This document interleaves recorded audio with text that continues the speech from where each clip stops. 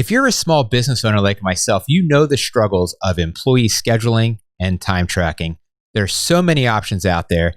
Today, we're going to look at one of my favorites called When I Work and show you how you can leverage it to make yourself more efficient in your business.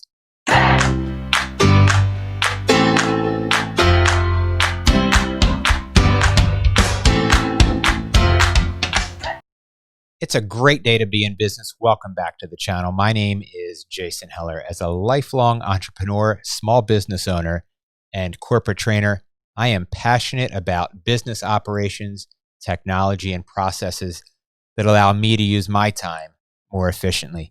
So on this channel, I hope to share that passion and help other business owners improve their own bottom line through cost-saving tutorials and efficiency-boosting product reviews.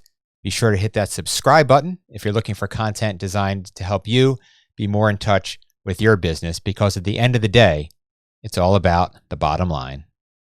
All right, so let's dive in and take a look at When I Work. We're going to do a pretty thorough work through, so down below in the description, there'll be some timestamps in case you want to jump to a specific section. I've had the benefit of using When I Work through several different companies over the past 6 or 7 years. Shortly after When I Work came out, I believe, I first discovered them when I was working as a regional operations manager for a retail company. We piloted When I Work in a small group of stores and ended up rolling it out company-wide as our time and attendance system.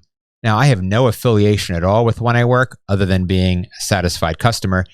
So when it came time in my own business to look for a solution to make me a little bit more efficient in specifically the scheduling, time tracking, and payroll functions, I looked again at When I Work and found that it was still one of the best options out there for me. So let's take a look at some of the pricing models first, because there's a couple of different options that you have, and then we'll go into taking a full tour of the software. So here we are on their website. I'm going to click on the pricing and sign up section over here on the right. So you'll see there's a couple different pricing options available to you for When I Work, and then there's an additional options, add-ons that you can do. So what's great about this, in my opinion, is that you have the ability to custom build a program that really meets your needs in your business, and you're not paying for things you don't need. So you'll see over here on the left that yes, absolutely, you can actually start with When I Work 100% for free. So what the free program gives you is pretty outstanding, actually. So it gives you scheduling and communications for a single team or location, but up to 75 employees for free. So it lets your employees take advantage of all the core functions of When I Work, setting availability, swapping shifts with each other, putting in time off requests. So of course there's a limitation for free. So the big limitation is that you can only schedule 10 days in advance. So if in your business you schedule week to week, this is a great solution for you. But if you need to schedule further out than the following week, then you need to look at one of the two paid tiers above that.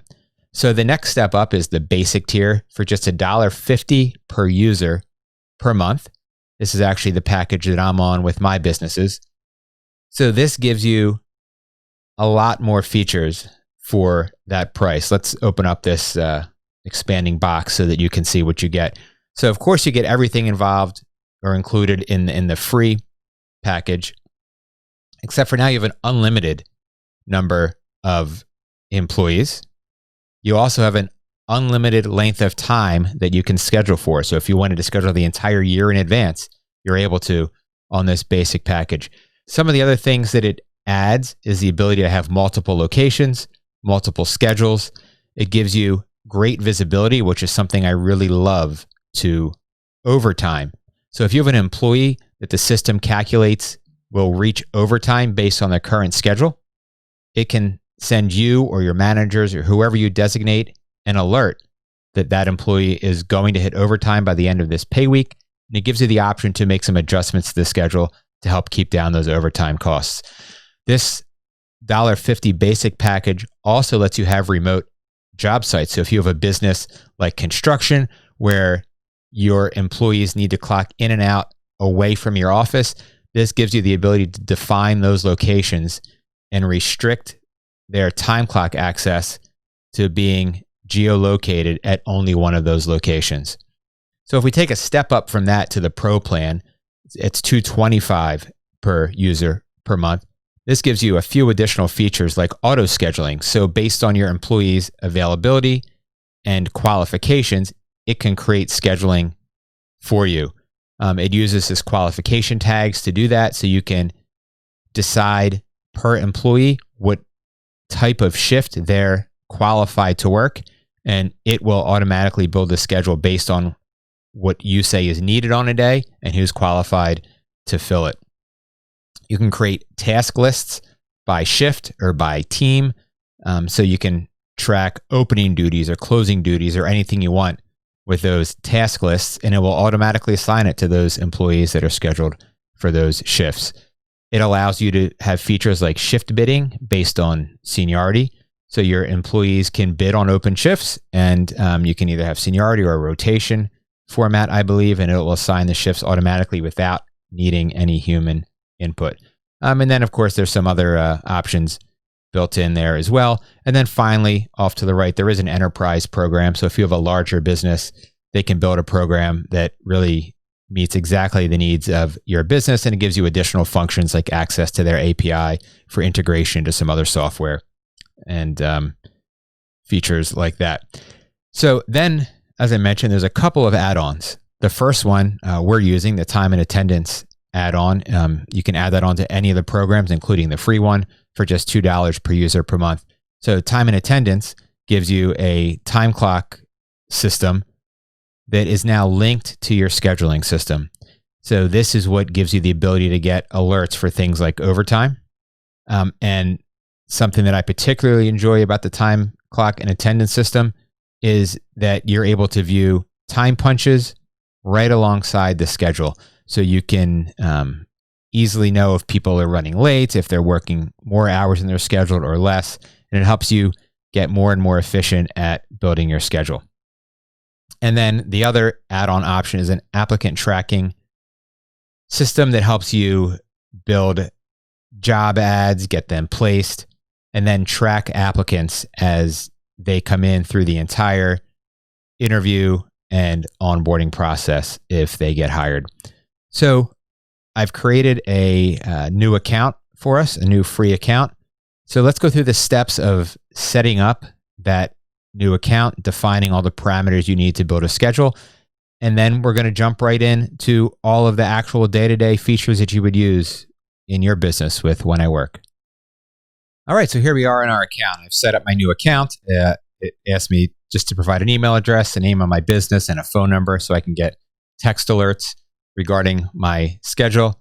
And now here we are starting to set up kind of the meat and potatoes of this system.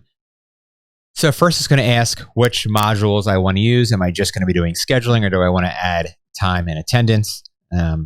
As I mentioned before, time and attendance is one of the best parts of this system, integrating your schedule right into your time clock. So I'm going to add that and hit next. So now it's going to ask me to create some positions.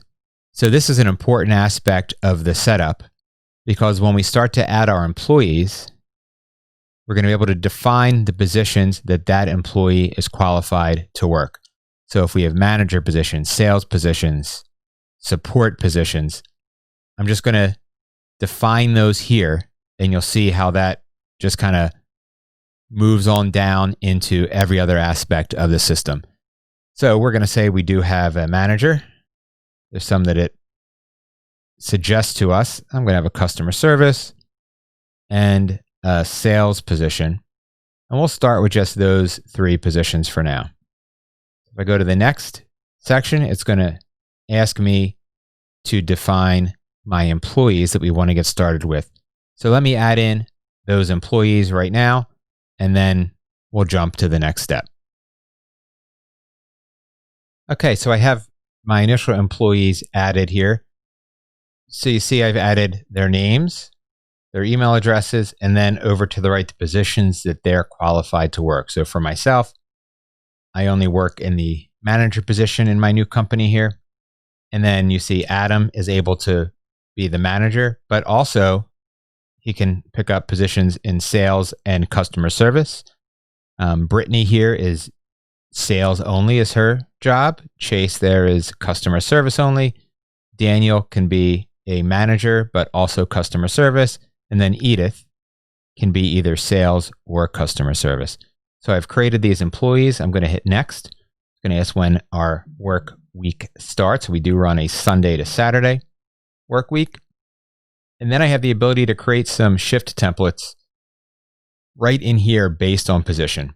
So in my business, we're open from 8 a.m. to 5 p.m. I'm going to add that as a shift, 8 a.m. to 5 p.m. And we'll say that our customer service position works that. And our sales position works 8 a.m. to 5 p.m. But our managers come in a half hour early. We usually have two of them. So we have a 7:30 to 4 o'clock manager. And then we usually have a manager that works from 9 o'clock. And they stay a little bit late to get things closed up. We'll make that a manager position also. So now here we are. So a bot opened up on the right to try to help me out. And then there's some tips over here on the left on how to schedule. So I wanted to take a little tour around the dashboard before we start scheduling. So here we are in the scheduler. So this is where you can both write and view our schedule. We're going to spend a little bit more time here in just a moment. I'm going to actually move one to the left to the dashboard. Now we don't have anything built yet, but once we do, this is a great place where we can see today's schedule for our businesses. We can get some pop-up alerts if there was any attendance notices. So if somebody missed a shift entirely, if they clocked in late, left early, left late, we can get some notices right here on our dashboard. And then something I really enjoy is this forecast that shows us our scheduled versus actual hours. And we can also, if we put pay rates, we can also see it by labor dollar. Now we'll jump over to the attendance tab. So this is where we see those time punches and can track actual attendance versus what was scheduled. So we're going to have to configure this first. So in my case, we're going to pay weekly, I think. And we'll say that our last pay period ended, we'll say today. So now there's an option. Do we want to allow our employees to clock in on their personal computer or to clock in from their own devices? Or are we going to set up a dedicated workstation for time clocks? For now, I'm not going to let them use their personal computer, and I'll show you some other options we have for that later. Work chat is a feature that allows you to set up groups and just chat between your employee groups. And then if you have the module that allows you to hire and track applicants, that would be here. A little bit further to the right, both yourself and all your employees would have this view where they can request time off. And then as an admin, you're able to see those time off requests, if there's shift requests, and if there's open shifts, which I'll show you in just a minute. The little house is where you set up all of the things that build your schedule, your employees' positions. You can tag people. You can have scheduling templates, which we'll show you. You can define different job sites. So let's jump in to the shift templates that we were already looking at. We set these up earlier, if you remember. So if we need to make an edit to one of them, this is where we can edit. So something I'd like to do is for these 8 to 5 shifts, I want to make sure that they're going to take a lunch break. So if I click the pencil, I can schedule in that this shift includes a 60-minute lunch break before they're able to clock out. They'll have to confirm that they took their break. So let's do the same thing for this customer service shift. We want to make sure that they get their lunch break that they deserve. The managers are salaried, so there's not a required break for them. They'll take the break when they feel that it works best in the day. So those are all the options and settings that we have for building our schedule. And then over to the right is our general settings. Let's take a look at some of these real quick. So the first section, general settings, is where we define everything about our business: the name of the business, start day of the week, when overtime starts to get calculated based on your local laws. So if you're in an area that has 40-hour overtime, you can set that here. If you live in a state that has required overtime after a certain number of hours worked in a day, you can add that, and also a number at which double overtime is calculated. Then you have some options for some restrictions, so we can define maximum hours. So this will show you there's some self-scheduling options here in When I Work. If I turn this on, it would prevent employees from self-scheduling over the maximum number of hours that we've defined that they're allowed to work. I mentioned the work chat feature earlier. You can use that as a manager-only channel or open it up to all of your employees. The time off request section, you can define how that's going to look when employees have a time off request. Do you want to require approval if they put in a time off request? And how about for your supervisors? Can they schedule their own time off, or does someone above them need to approve it? And then do you want all of your employees to be able to see the upcoming time off request so they know whether they should ask for time or not?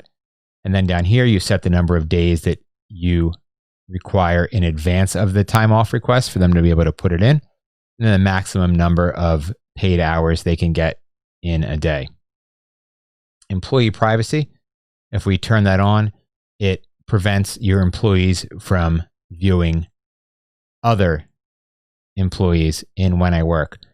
One of the nice things about When I Work, when you have this turned off, it lets your employees see who they're working with on a scheduled shift. If you turn that on, they can't see some of that information.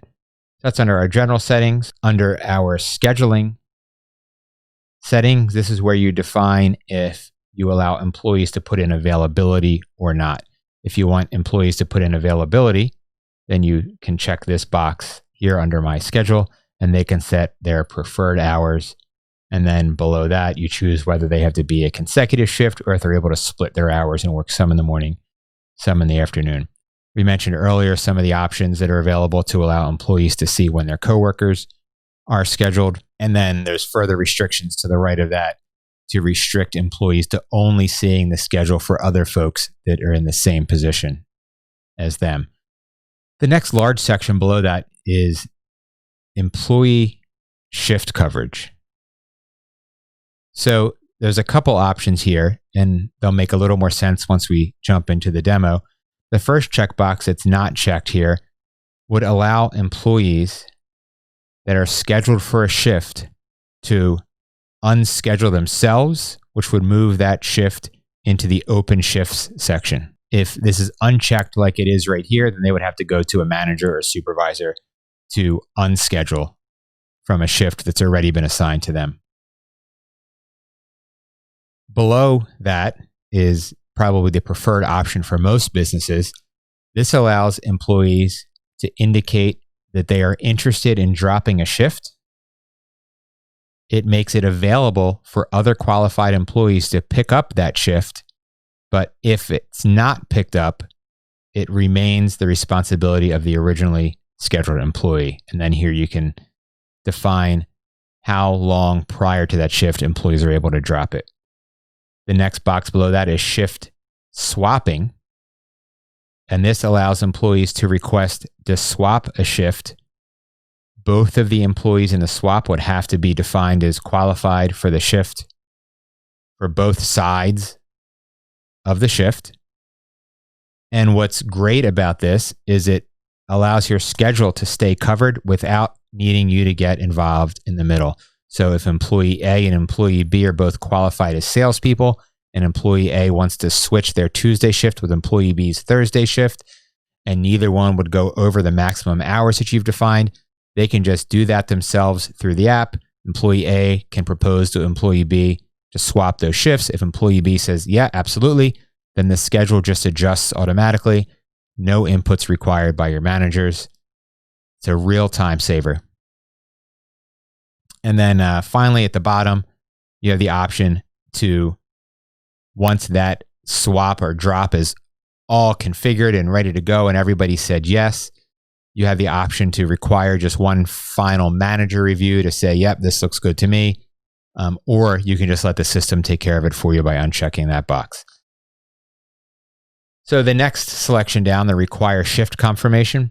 If this is turned on, then once you publish your schedule, the employees will be required to confirm that they saw all of their scheduled shifts. And then, of course, the system keeps track that they actually did confirm that. The next section down is asking if you want to track employee availability.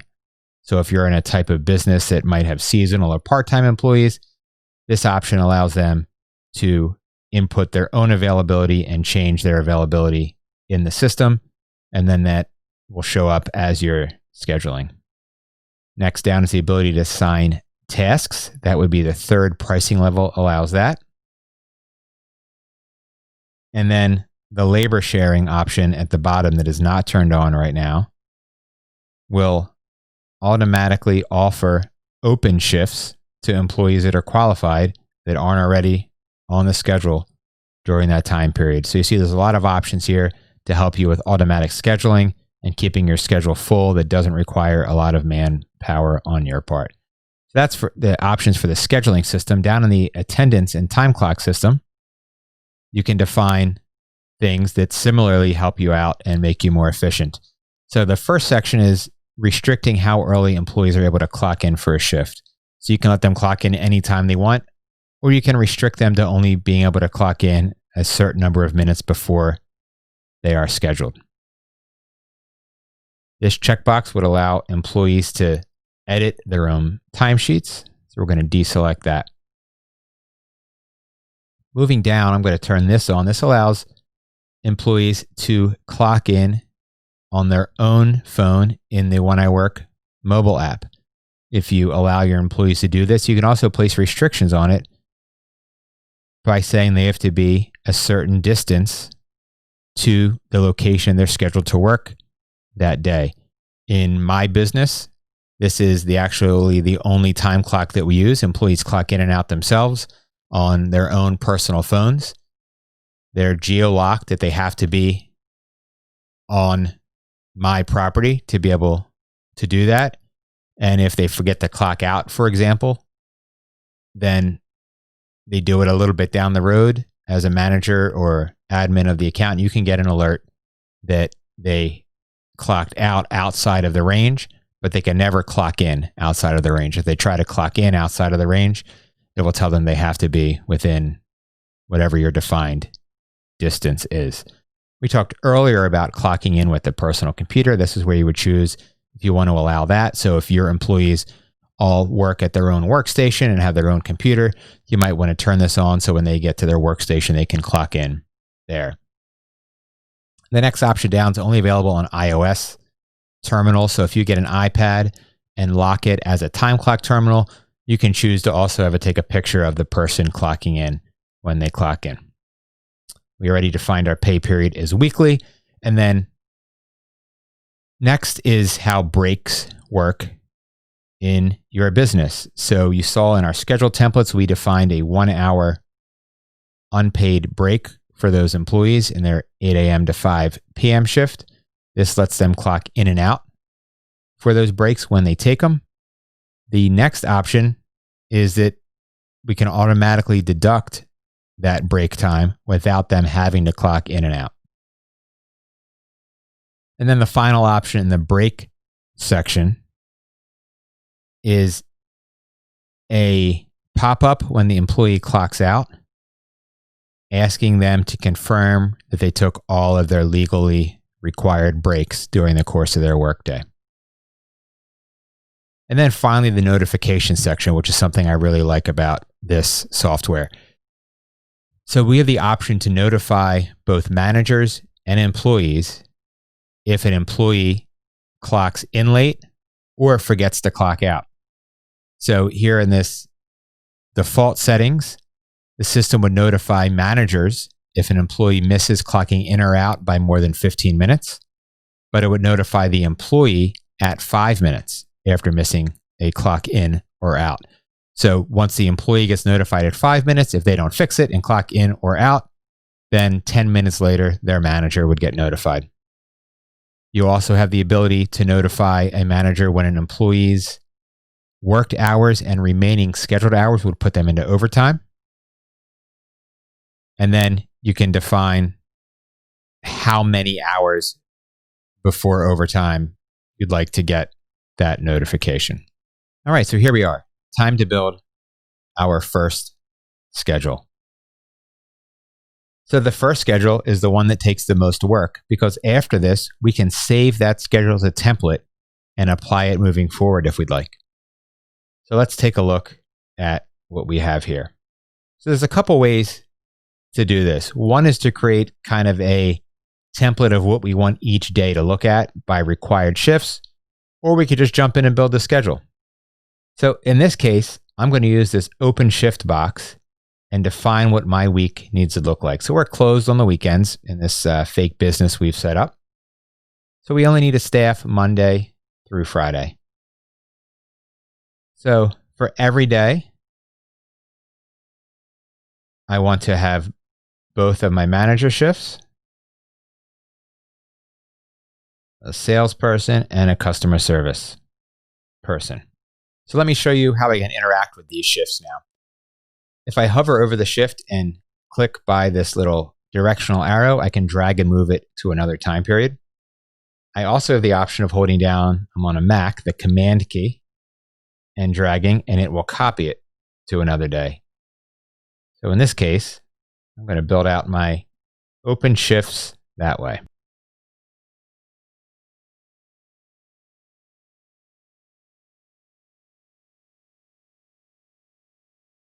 So now I have kind of the template of what I'm looking for built. So this is the most basic way to schedule the shift. So now I can drag this down and you'll see the thumbs up. So Adam's qualified to be a manager, but Brittany's not. So let's make Adam the manager this day. I can drag this down and I see Brittany is not qualified for customer service either, but Chase is. There we go. Brittany's qualified for sales. And then I need a second manager. Let's see who's, so it looks like it's only Daniel that's qualified to be the manager for that day. So I can go about building my schedule this way. It looks like I have a couple of folks not scheduled here. You know, maybe I'll add an extra person to the schedule for this day. So I can click right into Edith's box on the schedule, and it's going to show me the shifts that she's qualified to work. She's able to work a sales shift or a customer service shift. But let's say we're really stuck. I need a manager that day. It's not technically Edith's role, but she can probably handle it. I can show less qualified shifts, and I could assign her to one of my other shift templates or create a completely custom shift for her. I think it's a Monday. It might be a little busy. Let's add a additional sales shift that day. And then I'm just going to continue building the schedule the same way.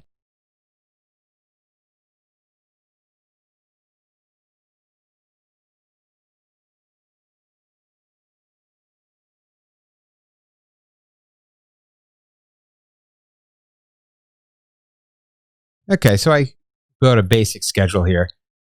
And now I have the ability to look at some different things on the schedule. So under each person's name, it shows me the total number of hours they're scheduled. I could have also gone in here and edited his details and set him up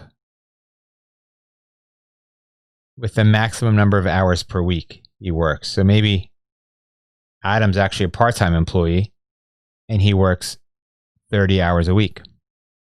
So now I can see I have him scheduled for 42. His max is 30. So we need to find a way to fix this. So I can try to find someone who's qualified to be the manager besides Adam.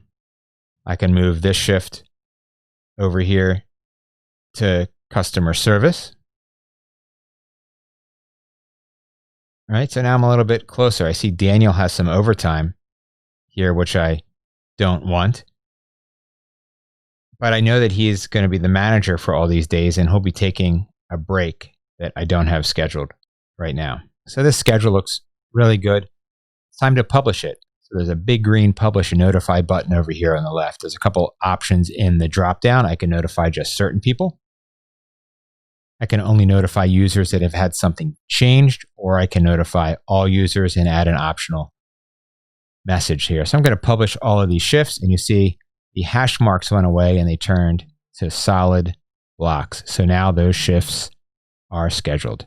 All right, so let's look at how we can interact with this to make our scheduling easier in the future. Over here on the top row above the schedule, I have some options, which are my view options. I can move back and forth by week. I can make sure I jump to today. I can view the schedule in a day view, week view, 2-week view, which I really like. And then by the month, this is a template I like. I like the number of hours everybody's working. I can just save this template and call it my general schedule template and save that. And that will be available to me to copy over.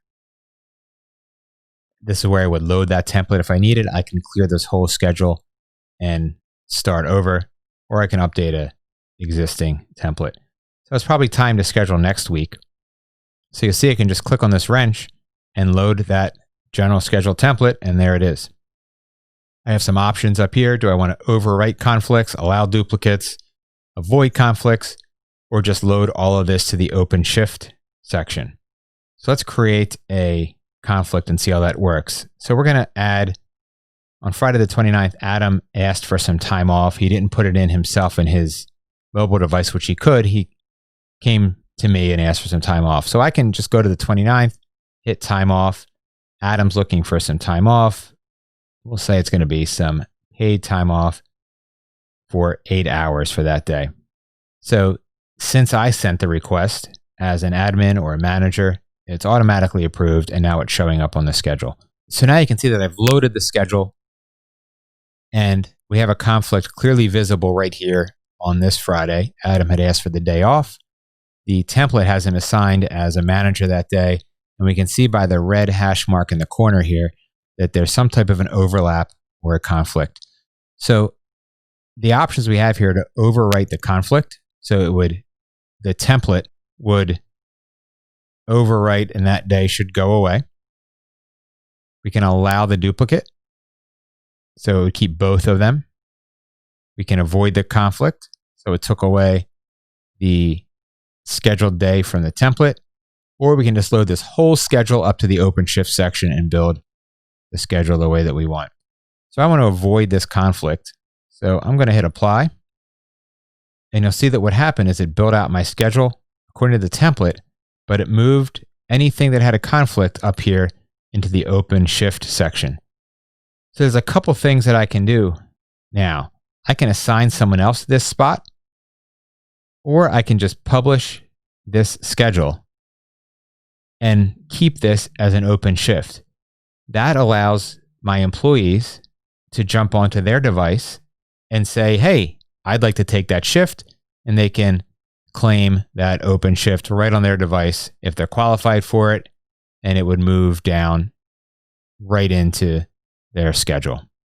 So that's how easy it is to schedule. Next, I wanted to take a look at what the time and attendance section looks like.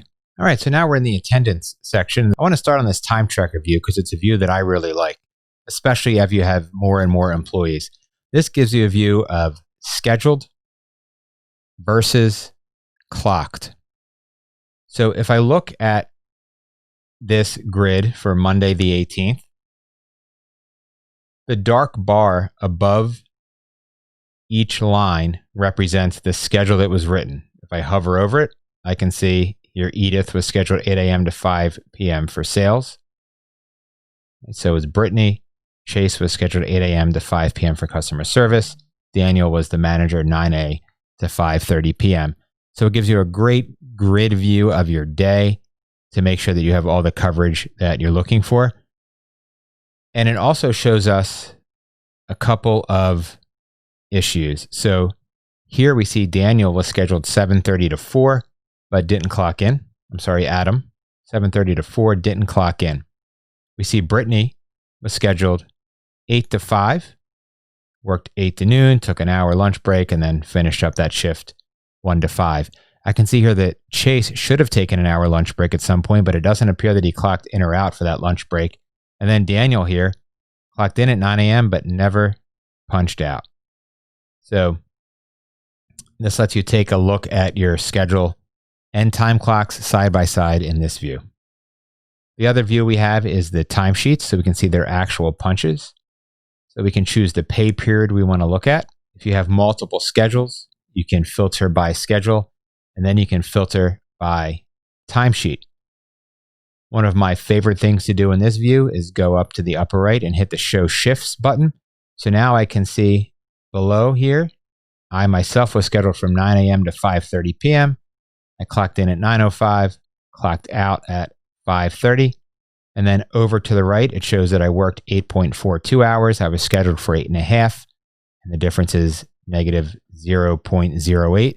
But the day below that, for Thursday, I worked a little more than a half hour more than I was scheduled. So down at the bottom, on the bottom line, I can see I worked 0.5 hours more than scheduled this week. And I can do the same thing for each employee. So what I do at the end of the pay week and reviewing payroll, I glance over the time clock. This time clock card looks reasonable to me. So I can hit approve, and it puts a green check mark next to that employee. I jump down to Adam. I quickly see an alert jump out here in red. So clearly Adam missed his time clock in and out that day, or maybe he was sick.